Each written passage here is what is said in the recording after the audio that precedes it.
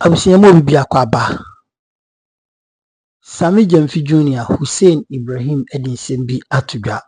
Na wutie nsɛm a Hussein ɛka na kyese. In fact, eba no communication pa dia abranti wo ya ade papa. Oni NPP communicator bi ene ekohia ɛwɔ Kesben TV. Na ahwɛ how a Hussein ni nsi abra wa pulling the document or kyerɛ from one analysis to the other. Na or kyerɛ car MPP for Ghana ho at the energy sector. Aine NDC abanyaba obuguso omototo niema a omohwe se saa aka na eto ho no saa aka no ebetimi ayeden ebetimi afiri ho na Ghana yade ho when it comes to the energy sector.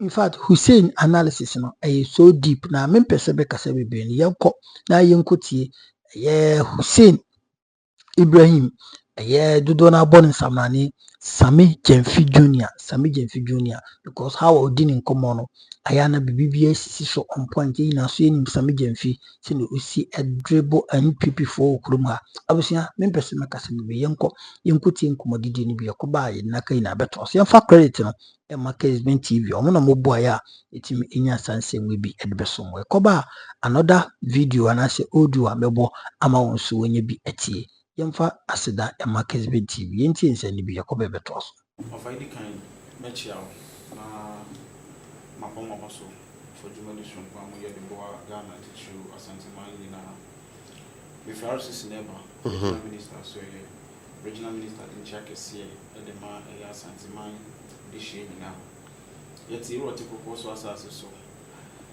nana na nkwada in fact before some about MPP for issues. So, a person who any man will be a severe Dr. Frank and Marco, he did work to a sentimental one who say, check on my a boy in is on a boy in America clearly on the NDC and believe in some citizen journalism. A young brand TV could jar of fame bridge and so okay. And ra over social media. Dr. Frank Amakwin in the Bema was in so much and how of Fred Rose and Highway Minister, Irajan Dramani Mama Bay, or Munina Dimu Komo, say was some Yadima, a Santa Mine, Menoka say they're almost done. And he said, Washer and Yama Air Coswa, a just a positive response, Kakran Kakra. And I did about come to a sentiment, I say, Amunidi, and so a yapa, a so on for so. Now, because Dr. Frank Makumini, so it was about his Namia Doma 21st year, which is Saturday, ye baby clean up exercise. District be a day. Dr. Frank Makumini, which in the movie, and it's already or the afternoon, so you know the boss anti-mine. Now, I only did a CP, a sita, I was sentimental, Mohamed say. It's yes, a santima, yes, Yamam. More shops or doing many in our say a true way in income boom, young proper sentimental man say, Senever would be a beboa yen in answer so. Media committee, I know that one can be sent there until Ubia can office him. That man can say, and the own can be ready, will be a fisher. Said a walk out, dear. Yeah, but I say, mine are in our and I say, Unia, say, so got to so near about you say, sure. Now, what sense was see, oh dear, send them out there say, and we, in fact, maybe who you mean, Shinikakra, because I say a democracy say, if indeed say MPP for somebody on flag bearer and before and son of to obey a year either regional and answer on polling stations executives now. I think say any constitution and I say any democracy in Boa Bracacra because one now be to aba the electoral college no be to aba the president no and I say flag bearer no someone to almost aba me hu na say minim how model or more person more fast na omo de to omo aba no Mr. Omo say Ghana a democracy no mama yi nyina yɛ bɔ ho ban yi because say anya ne sa Okay. Okay, but that's it. Right, the umbrella substantive issues no na shall say etuato Israel any Iran for them na said this year strategic area among ben ya we are seeing na bi we see ho a hunsunso no e ka obia omampani ahye finance minister said that global shock no enya sunsuanso o man sikasanso bi anamonto no bi ene senam so ama 1 cedi per liter eto na buy dey ba no or suspended. Apart from that, Ghana men sikasem so economic indicators na say first quarter economic growth 5.3, Fitch for upgrading Ghana a credit rating to B- from selective default. Hussein, here we are. And I said the former financial say untimi mu man fie 9 obra unya global crisis bia ebitimi akano. When see idea MPP before kai pass no mo ya de pa na Russia Ukraine war no boom na ne masaye de to mo bi betimi atomo ama da manya nyina adwiri ana hunu se monimo ara moko.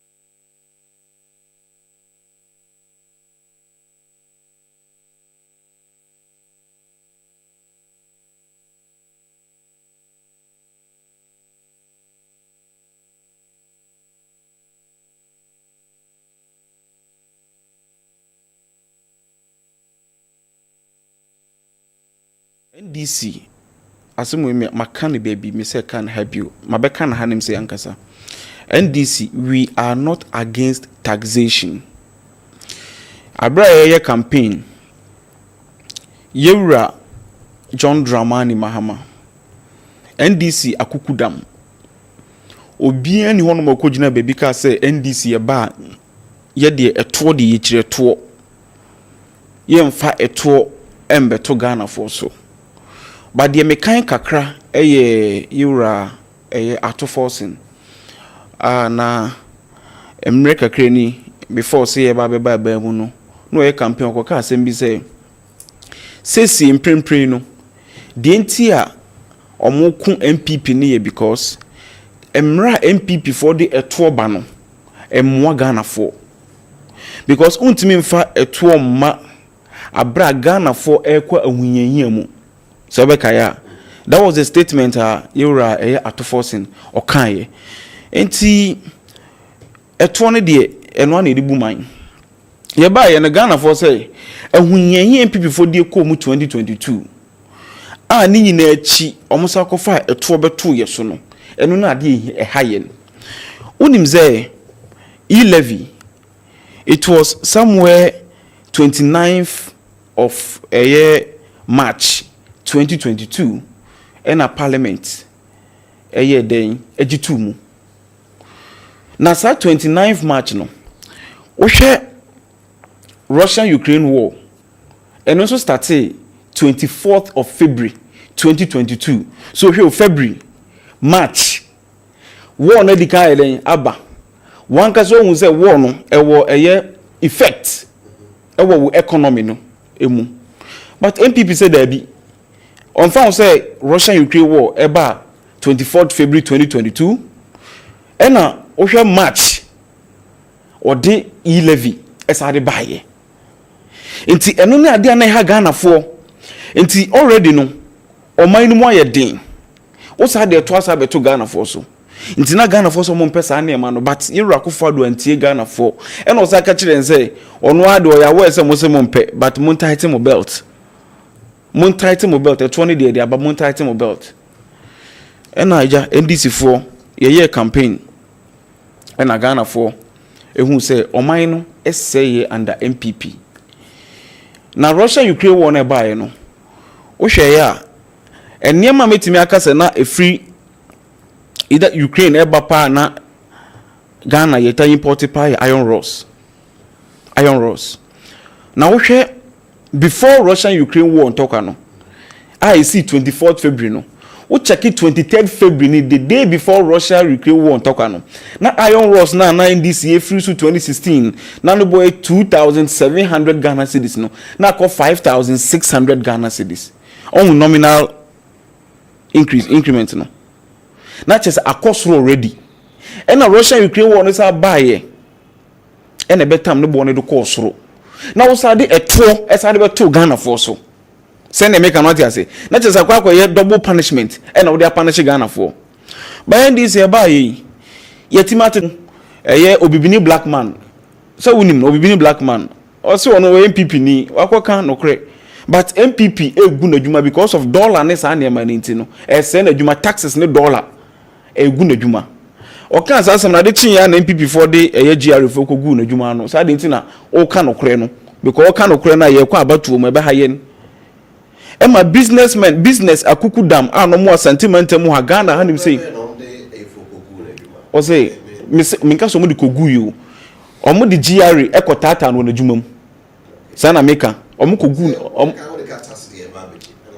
ba adentina time na on kasa ni nyina de na wunim so de ka tax but I started so o kasa se mo de eto ene eye dollar na ekosoro ni gu na dwuma ne de that time na wose mo kono so na mo kasa enti magana nipa bebre no muntimi nkasa headmasters ntimi nkasa mpenifu akuku da mo kasa pe yeso ye NDC ni me wan so no na adwuma na wo ye ne Ghana nyina na eden eboa NDC de ba mu ye ban na ese Ghana for mu musufre no yewura mahama ka so bobe dollar no bibi ampa yetimi abo ma dollar na ida ba form petrol atama mu di levy ba na 23 Ghana cedis a liter no yewura mahama si da bi enne petrol no akodru 11 cedis 12 cedis a liter enti matete nema bebre so ama ende investors anya confidence ba o man mu enema so tete nkakra enti no se enema so tinkakra na eka NPP for mabo edi ato energy sector eye debt mabo ato nkuwa wo de baganes kama 40 billion cedis na yantime anya se scan kotu we no abi na de fan go de power nyina ye power plant aye de aba hanim sei ene iro mama send sa de a matimi ate so de amamo de a mutimi save more than 5 Ghana cedis de a then mama mu 1 cedi na 1 cedi na amenya no memfa entutu afi metimenya over 5.6 billion right 5.7 billion na me de thank you very much na me de akwa kutua sa eka MPP for mabo atu we MPP for muni ya omati kokum omusanya the moral guard the temerity waboka atu wona nipa obi aba na ono no dwene kwa befa so de etua wo ka no wo za se wonti ase wo so at emra na wo te so wo petrol na wo to nipa na bete so even say the one city ne ka wo kra na wo de no eso che nipa ne de still MPP for say omonti ase ena Ghana for o kan guta ayi me say guta GPRT for cry you say on be demonstration but mo kwatena table so ne NDC penifo didi hu komo no penifo no kire mo say ni so mo say sanete de a ena demonstration no mo ye den o mo suspend demonstration no so wo hwa ene wo hwa eye entokwa asi between Israel ne eye Iraq ya Iran ya wo hwe be bi o mo position no mo location na o Middle East ena strategic eye location na omutimi supply oil globally enti se entokwa na ekoso de a automatically no ebe affect the production and also the supply of oil and now say affect the supply of oil no so de a o hwa price ne be den ebe kosoro and na yera mahama say yera to economy say yera jinapo mumfa monindi echire yi ade na ayekọ no mun study the way I say koni sene be ya yemma Ghana fo nkwa ahunyeyi NPP fo ma Ghana fo ko mu 2022 abra Russia Ukraine won't talk about Musakofa e-levy then the following month or Musakofa e-levy the to Ghana for so no enti munya abotre yen so one city de ba beto petrol so yen ye den ye hold on na ehwe de we aniema seko enye leader bia na betima adwene sa de we aye sa de we da unless unya leader or ye vision leader leader odwene ne man ho e no betimi ahuni say Munfa niema tutu akwam se na be ya embe ha Ghana for. Now you know what? The entire Mahama kasa asem we. We share before Russia Ukraine in talk no. Me de bia meka aban bia ne ono beba aba betena so 4 years. Onya shock bi be ye exogenous one. Aban bia obenya bi. Okay, NDC time, okay global financial crisis. Sunday money Arab Springs ne Sunday money nyina. Ni nyina so sisi ye time. But the way yes manage Sane mana yesi manage economy no ama do effect ne by krana ambe bro 2022 amani hunu MPP for the Ghana for come to the stand say yewra Canada compare kwa Japan e kojina platform so ka say MPP for lose elections no 2022 it is wakase yewra Mahama so tumufo say the ebe yemfa eni to form ne hwe ne ma yese na be yemfa Ghana for nkwa hunyenye mu a MPP for die ko mi bumu this a winner leader or Jenny Ghana phone call bit my side no. Now you know one thing. That is you know one thing. COVID buy no. You know MPP for mostly. I na make say yanka say BBNs we bit me see. O MPP every day COVID-19 say okay.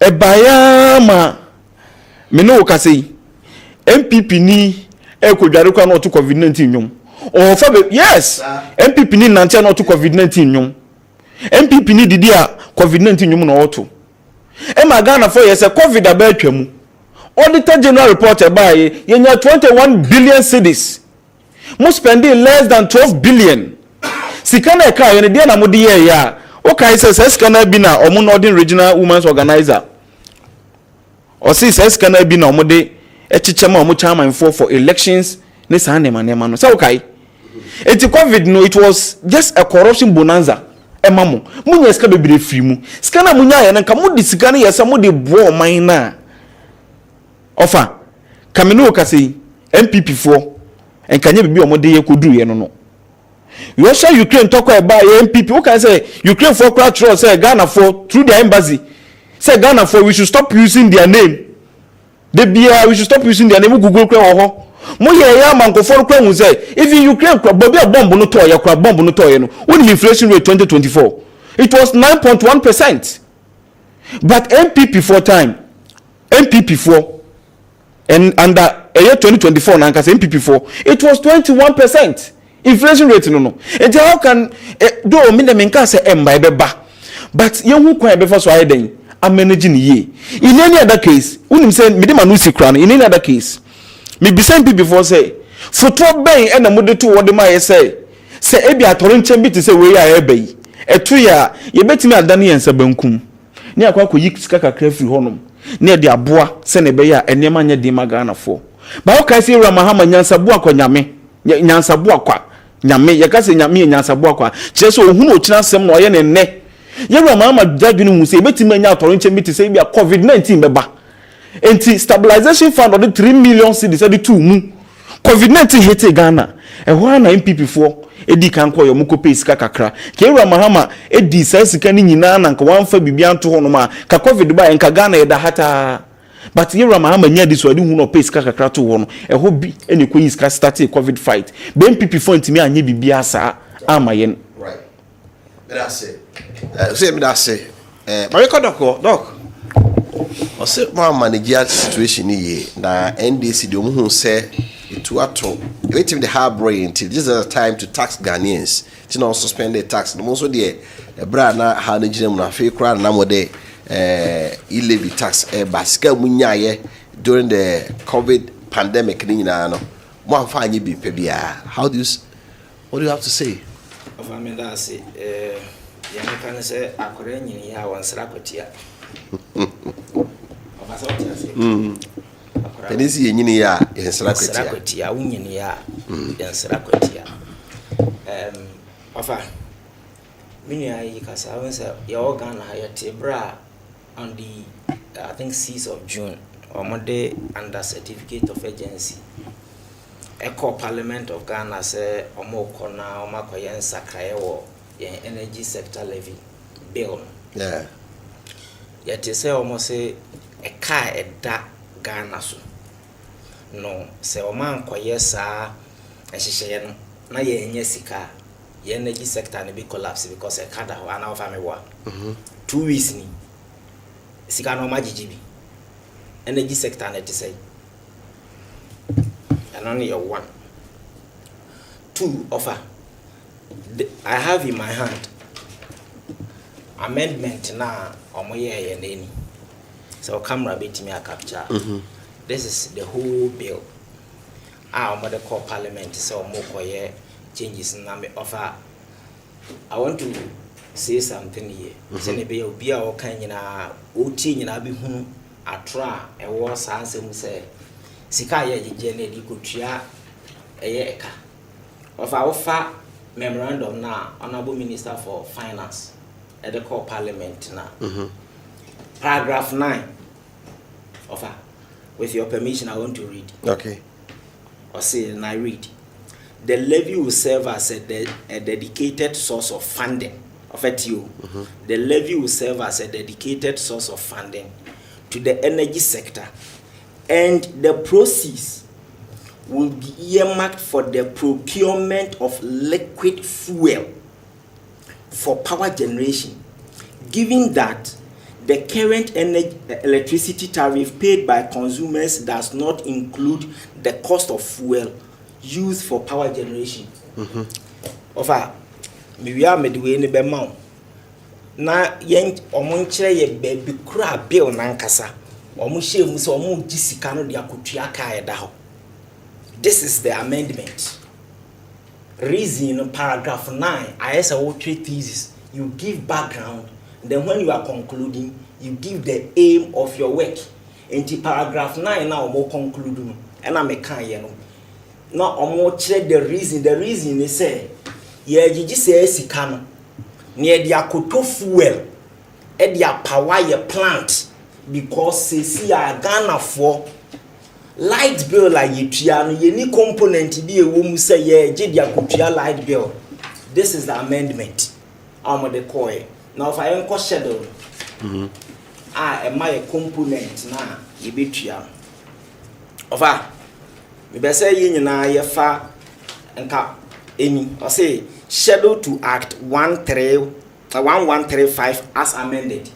Or say the energy sector levies act 2025 Act 1135 is amended in the schedule by the substitute for the second rule. And then second rule in offer liter of petrol, the amount of the atmosphere 195 pesos. Over 195 pesos, I say. 195 pesos. There one city 95 cities. Thank you. One city 95 pesos. Now, one city. They say na be the order. Enti told be order da. E na omode bi abeka. Say na no. That's 95 cities.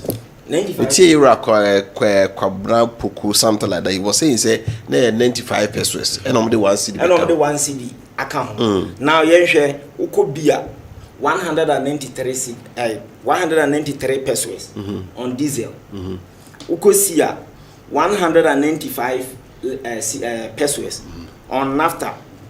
124 pesos on fuel oil. Then about 23 pesos on marine gas. Now if I heard the last one I jump on into baby, I'm going to share. Last one and all kind and that's one kind in our womb. 73 pesos per kilogram on liquefied petroleum gas. Any different from one city, no? A beer component be a better or only fuel. Okay. Or only diesel. Liquefied petroleum gas. 73 pesos.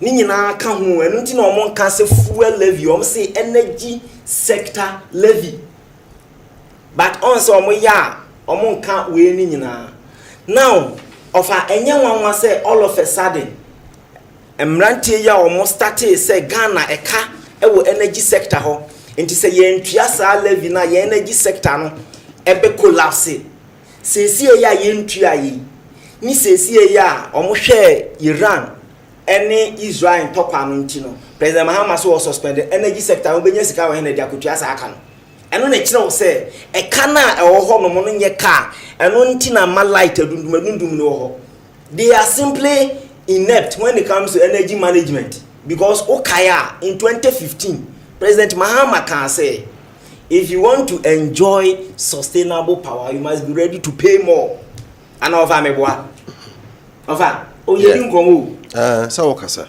Hussein esa akasa o say omo ba mu no NPP for na fuel per liter 21 cedis offer me see 2022 23 cedis so rise yes I use a specific date at the time I free power na yes about 14 I'm not speaking about that yeah.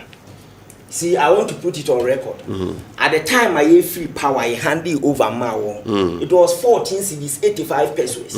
Now global price per barrel, $80. See, I'm an okase omo buy. Global price no, e buyer be do $60. Enya omo na artist wo. Omo ni enhihye bia ni ho maye. E global price. Because unse energy sector win deregulation and over me ina yateso globally na Iran to kwa de buy na day na wunim se ukọ day na Israel for the missile ne call Iran sa very day no fuel price rise from $60 to $74 adena NDC for bra etiba from global prices ne tiba from almost se wo na aye nhihye ama price na ba from Ghana sisi ya kosoro no de wo say eye Iran ene eye Israel topa no ntine betimi akosoro eno na kire wo say wan kasa woni nhihye bi a wo de atodwa because na wo nhihye de a ena wo betimi aka say emfa ho ne ntokwa a koso wo ho no still na prices ne betimi aba form we told them of our okay say ye can Russia Ukraine war President Mahama na emu kan say eye den ye ti Ghana ne ntokwa koso Russia now say ama enioma bo ana affect yen na eye den ye ti Ghana na Israel eni Iran ekun now say no de be affect o said ye nsuo ye ntina medi nkan sha say wunyini ya yesra kwetia now over but also omo manage ni ye say because of crisis they are suspended tax no na more time they in the midst of the crisis cry na more the tax e ma Ghana over time you see also was suspended. I want to base this argument me argument we say also was suspended me be say me bizan say time no justify say ye ntua energy sector dey be collapse no say no must suspended energy sector dey be collapse and I collapse of as what here enti ene na kire say e ya adwembone sir yes because any say no promise Ghana for okay that's not kind document over so here electricity build up na you see a buy na ono a copy scan water fuel ene dia power thermal plants no nti say na kai see tran ho say ya na fuel no san na nka ne duma ebende enti ade nti na obegina bonten a won ka se woni sika de to fuel na emu ya wo say abane na bokato na wo di kotua okay but who document mu ankasa no de ahye mu say woni sika odi koto fuel enti sa levy we na ode ba no you are earmarking it for the purchase of fuel yet ukwa bonten a na wako blame said we betna here wa kan say energy sector de kato meanwhile document na ankasa no all conclude no or say ye ni sika enti ye pesika dia koto fuel na dia power meanwhile wo ba bonten so na blame the opponent so woman na aboka ato or any dishonesty of a okay draconian taxes when they use that term President Mahama or say NPP introduce draconian taxes. Many on one and commented that draconian taxes. And no mention here for COVID levy our ports. Meboa. And no mention emission levy. And no mention e levy. And no mention betting tax. Emission levy. Nancy Deputy Finance Minister Kojina Parliament Ibisa and says Senna abaning your free emission levy must see they never implemented it. It's on record. Yet omodi message say the emission levy abeto eba ye so omo nkyere in process abom say ye implemented that. Oba back say ye say o kan say draconian taxes baako eye the airport COVID levy. You free or say a IMF conditionality at the time are all tagging as draconian tax no. Now onim say IMF conditionality. Okay, but I say. Doctor, you don't jump on what's in Ninkano. Hussein, your question. Meet much said doc Nanka doc, let my document in a cry and come the document, no. Yes. Had you now person show? The document. Yes, doc say the document we need kitan in Yinano. Baby, anyone in DC, you can't see a discard Akutia MPP4 a bottle. But baby a trace a discard to fuel and qua. Me boy, yes, I know. Okita document and announce me the many dear check a cra. Over a Osha a year is it page 3 of documents now. Okita Nati. Baby, I know can't we say no. Or say for the payment of energy sector shortfalls. What's the meaning of shortfalls? Say a caveat. So I can every neighbor. And listen, and energy sector legacy debt. Enyeka, and I'm about to honor. It is all because yes, it is all because the BNU document we more NDC actually say, yeah, aba beji 11 cedi way.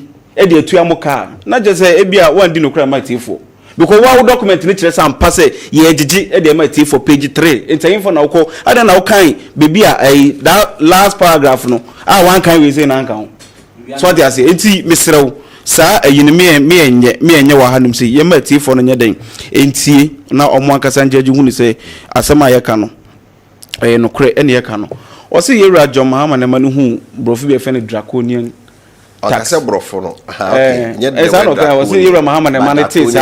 draconian taxes no kra no ono no wonte da enye sa no ka am panso ndi se buy draconian tax na ne kan wasem no e levy yin free ho ya free ho emu agana fo aboga and me no ka say last 2 weeks man betra nim say man yi car me ko yi Ford F150 Abraham yi bi 2023 yi bi this month man yi anjero I so ante 40,000 difference. It is now kapot asema ampa yura mama no dika.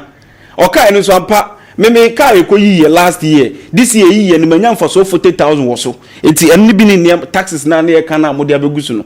And minim say COVID na no kan wasem no. Yura mama asset up committee me bo wanka. Also mu hwehwemu. By the end of say be kan ye mid-year budget na yi de. Na ye be hu kwa e be fa so di eno so ayeden. Afa so.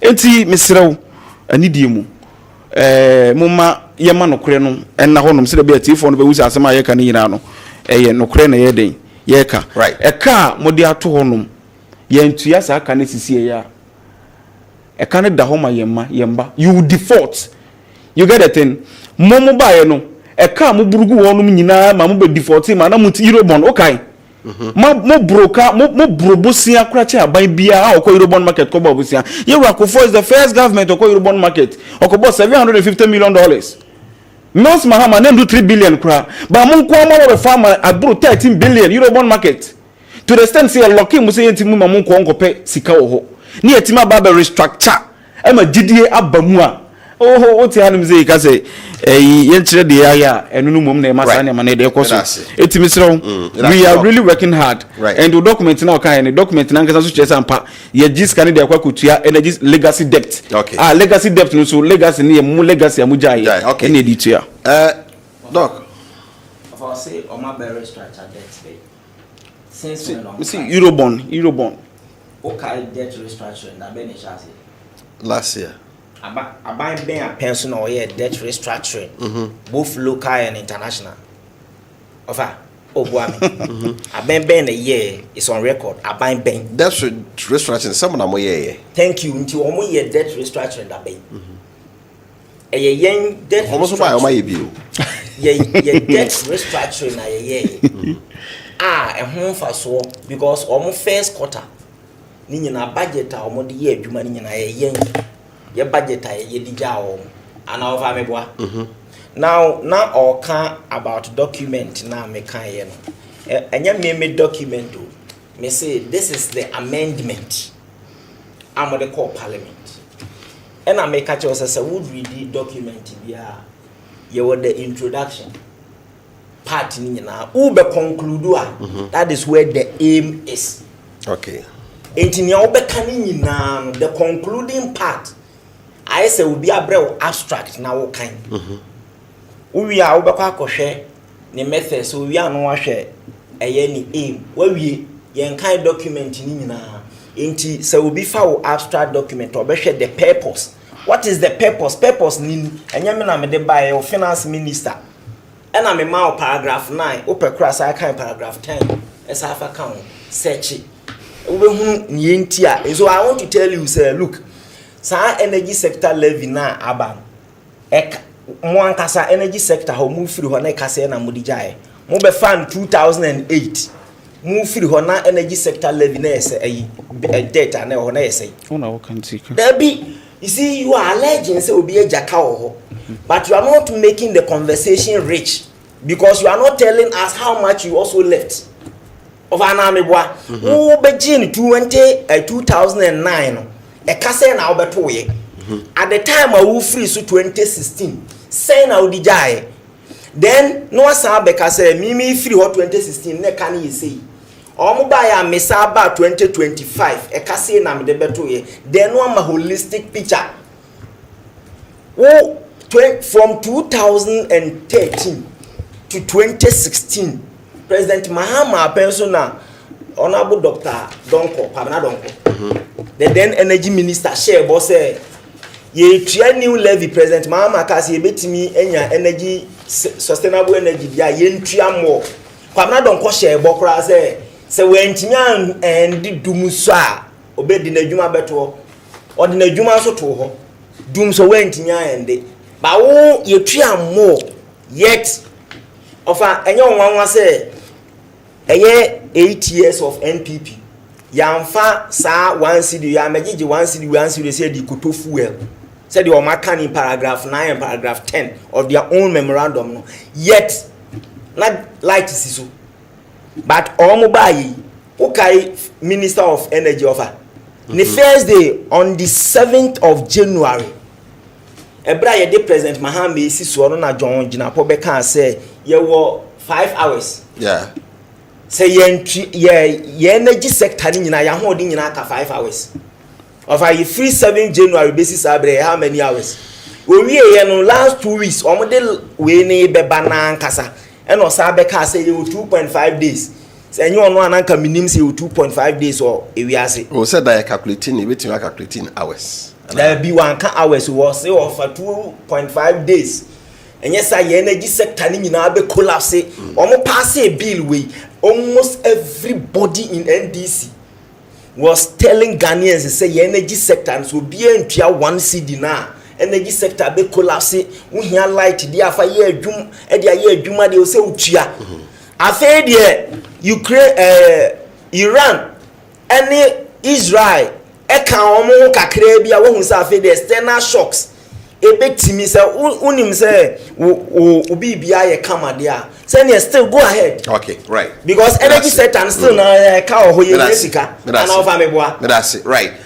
Dr. Enoch Champion so what can we for adwenkyere dwumadie e na hwe e wo Kesben television eso no mama here message no kakra ya ba na ye move on ye hwe Fitch International Credit Rating or more upgraded Ghana status from selective default to B minus.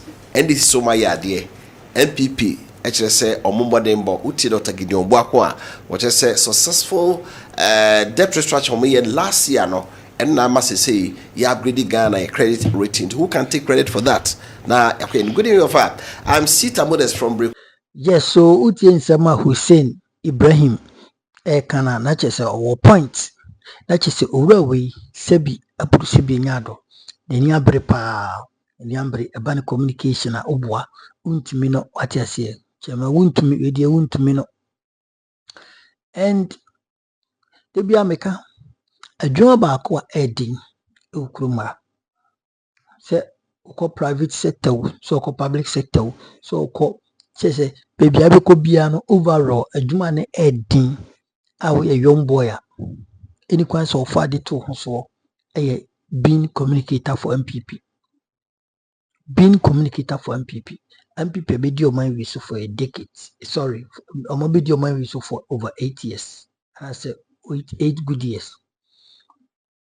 Omonkasa omoto ho no mudi nkomo mu di omonka modi be hwaho omo ho except phrases and phrases na kra no na omu essence omu propaganda ne omu nemo mu yinti no omu di kan ka kire Ghana for say NDC for ba phrases no omu betwam because no omu nya asem bi anka emfa nkire Ghana for bra no omu bonto aye campaign aye den ama Ghana for ato ababo ntina no omu ye propaganda omu so betwam NDC police ye ntwam umu zi mba mbetwam we yasem ndo babi na kan we yasrede what you say enti omu yes ha propaganda na but ne NDC baba mu na mu hu de ekọ eradwo mahama ene enti se school for nkora e ka se omu so na se school heads heads teachers chas enti so omu ka se omu duana sorte nkwada ni aduane enti omu kofie en sane man ne enti Babla na iwe kufado otiso no na yete sansem no say school foot me ka say didi kra ye me obekom no porridge no bread crank and obe say mo jollof kusia na kra mba even patrons kra ntimi report it because monim say hwe ya na asebaba enti no endi saban ya de timinim de ntia ye young boy a obekwa akogine ba bi akodi MPP eba sana wo sell political career. If you want to be a politician, be raw and support whoever who supports Ghana. And that is NDC. Me person make us be Dr. Yahu Tomakulu a founding member Edema MPP. Now which is more run a can decision on a early Congress 2026 31st of January now. On the who say a harsh decision. And she then see antina sumude but MPP no say da wasa no enema bibiri nko ye leadership no emu aye mre ti sese bi emu aye mre papa pese me kasa batase eti enkoni nkuti Dr. Yahu Temakulu ensemo de tudwa e wo sompa eye FM akoba ye na kai na beto aso. I believe strongly if the NPP is weak, I'm sure there are others still in the party who are not weak. And at the right time, they will make sure the right thing is done. You did ask about the whereabouts of the national chairman of the party, but reliably, information we've gotten through a communique indicates that he's indisposed and cannot function well as the national chairman of the party. And because of that, the first national vice chairman of the party assumes that role to perform the role of the national chairman of the party. And with that, is that not constitutional of the New Patriotic Party? Look, I will. Others might believe this, but I personally will not believe that. Why? Listen. We do the right things in life step by step. Yes, we have a vice chairman of the party. Why on earth should the national chairman of the party's relatives come out with a letter which was not even signed? Sumpa FM. I mean, we are not kids. Some of us are not kids at all. We've been in this thing for years. Apart from my own profession, no one in this country can take me for a ride when it comes to politics. So you suspect some foul play? You are a journalist. You go into that. Go into that. It's not a question of a foul play. They are taking the branch of the NPP as a group of people. They can just talk about it. But I'm not inclusive. I will not allow myself to be fooled. Recently, Pachi Ajapo came out with a similar thing that I'm saying now. You follow me? People have sat now unconcerned for years. And Akufo-Addo has come to totally destroy the party. And we are not going to allow that to happen. At all. That's why the costs are there. And I am sure we keep on saying all the time, if there is anything, go to court. And very soon I believe you see people walking into a law court. In your description of the date that has been set for the presidential primaries for the New Patriotic Party as 31st January 2026, you describe that date as being carried out in a haste. Where the haste means what? You feel that it is, the date has been set to help achieve a candidate's ambition over the others? Is that what you think? No, my simple statement is that the party has a constitution, and all we have to do is to go by the constitution of the party. Whoever is picked through the method that they are trying to use now will not be considered by the majority of party members, if not me personally, as the presidential candidate, and for that matter, leader of the party. If they don't do the right thing, they will face it squarely. That's all. All right, so before we let you go, now within the New Patriotic Party leadership, we have some names coming up. We have Kennedy Ejepon, we have Baumia, then we have Brian Achampon and the others. Who do you think is better fit to be the flag bearer of the New Patriotic Party come the 2028 general elections? Yeah, names you have mentioned does not automatically put them into the leadership of the party. This party is a sophisticated party, and I believe strongly at the right time, going through the process properly, we shall definitely have a leader of the party. A leader that believes strongly in democratic principles, a leader who is honest, a leader who will not come to lead the party and then party members put in positions who lead to fraudulent lives, a leader who will not win election by buying votes, but his popularity and credibility will put him as a leader of the party. That is what is going to happen. So talking about honesty and then the other attributes that you've mentioned over here, and you feel that the candidates that I have presented to you this afternoon on this particular show, you feel that none of them is up to the kind of standard that you've set for yourself to name one of them as the likely candidate to lead the New Patriotic Party? No, I told you, the party has a constitution. And any of these names, you mentioned the name, but any of those names that you mentioned. I think we're having some challenges here. Would do a recall and get back to our listeners right here on Sumpa 106.5 FM. Now, media kwesi boku.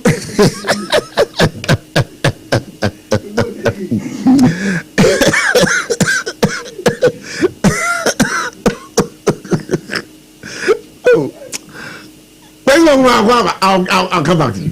Kwesi boku next say. Famboy. Ah, kwesi boku na kwa ba na ufili. Yeah, me.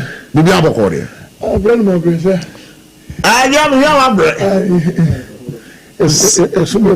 Okay, but I'm sure I'm being interview when we are ending. Dr. Nyao Tamako, we want to say good afternoon and welcome to Sumpa 106.5 FM. Yeah, thank you very much. Thank you very much for granting us audience this afternoon.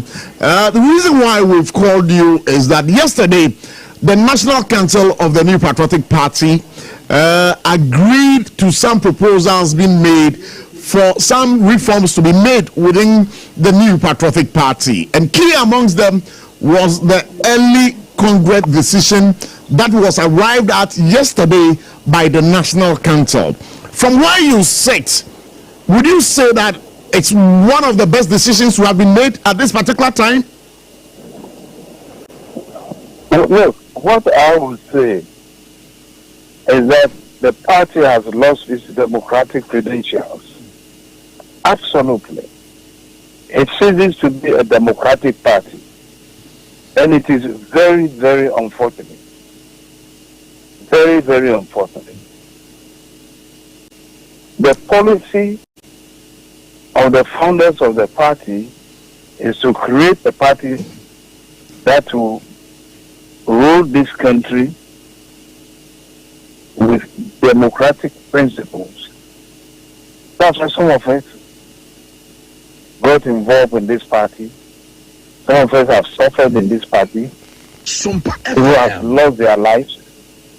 And if today, what the elders of the party fought for is what the present leadership is going against, then it is very, very unfortunate.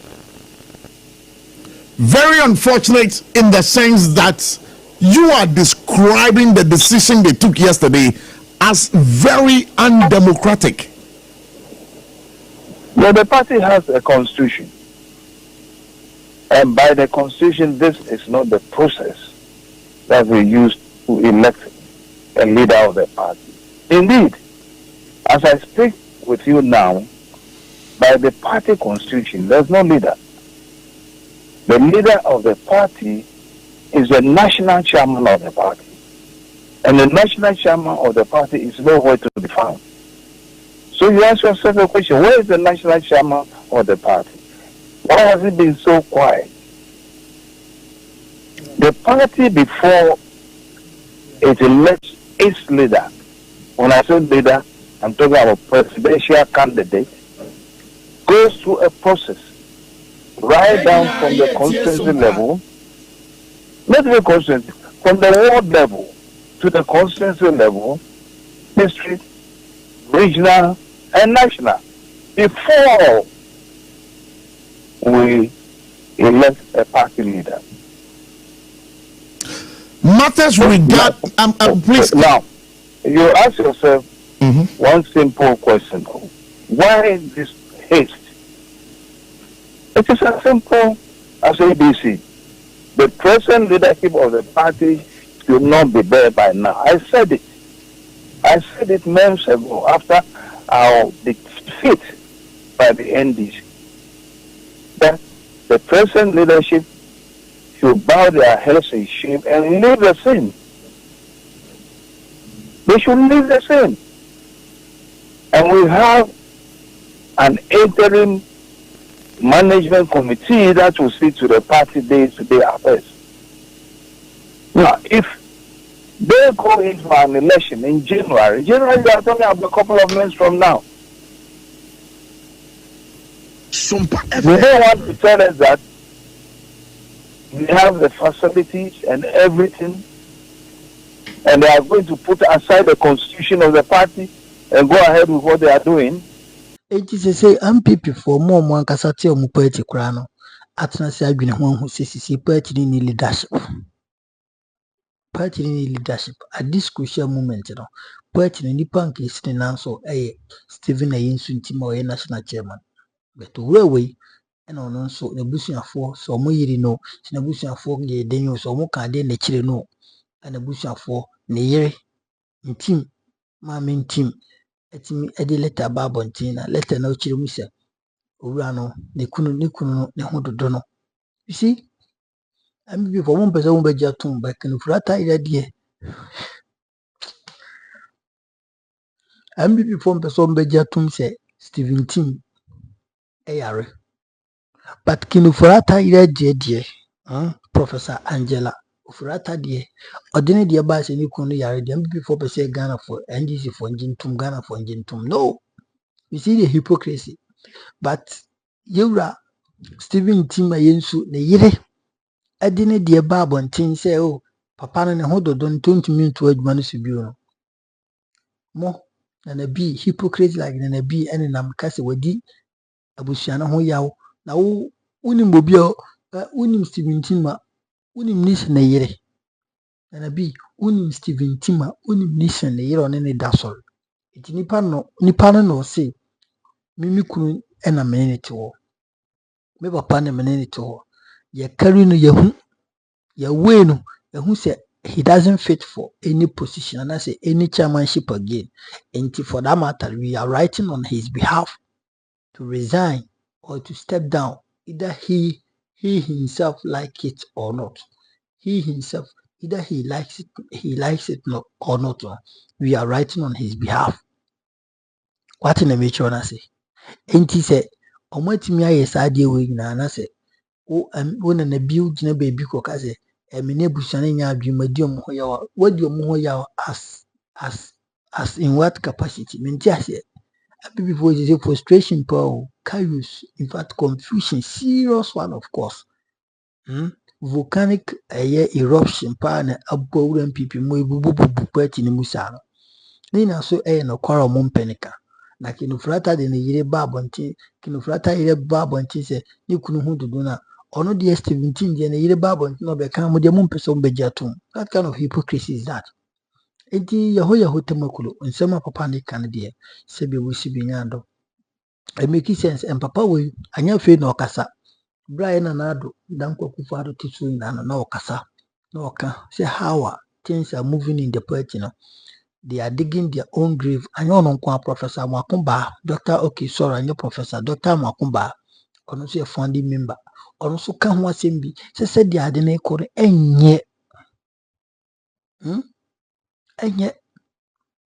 and yet, said your mobile party, and yet, young beauty parties are sabi yamfa hypocrite, yamfa nyatrim, yamfa sabi atro, and beauty party.